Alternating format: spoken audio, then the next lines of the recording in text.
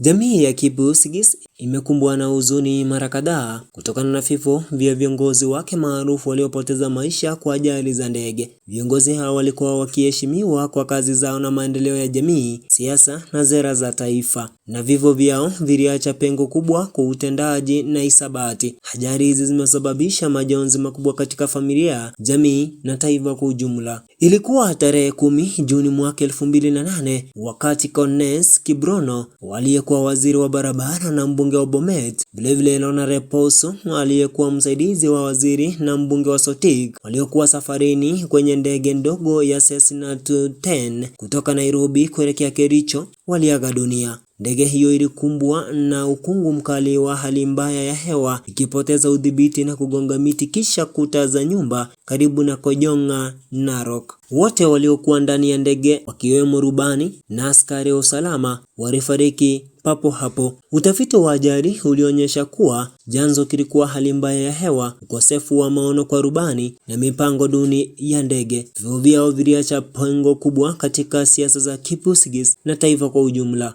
Miaka mingi baadaye ni kilio tena. Tarehe 28 Februari mwaka 2026, jamii ya Kipsigis ilipoteza kiongozi mwingine maarufu, John Ngeno, mbunge wa Emuru wa Dikir. Ngeno alifariki pamoja na wengine 5 katika ajali ya helikopta eneo la Mosop, kaunti ya Nandi. Helikopta iliyokuwa ya nambari ya usajili 5YDSB ilijaribu kutua dharura kutoka na mvua mkubwa na hali mbaya ya hewa, lakini ilishindikana, kuanguka ikigonga miti na kuwaka moto. Miongoni mwa waliokuwa ndani ya ndege hiyo ni rubani, afisa wa serikali na wasafiri wengine waliokuwa pamoja naye. Kifo cha Ngeno kiliacha pengo lisilozibika katika jamii na bunge nzima, kwani alikuwa kiongozi aliyeheshimiwa kwa juhudi zake za kuendeleza sera za nyumba za bei nafuu, sawa wa huduma za jamii na maendeleo ya wananchi wake wa Emuru Dikir. Viongozi hao wote, Cornelius, Reboso na Ngeno, hawatajwi tu kwa majina yao, bali ni urithi waliouacha, juhudi walizofanya, mafunzo ya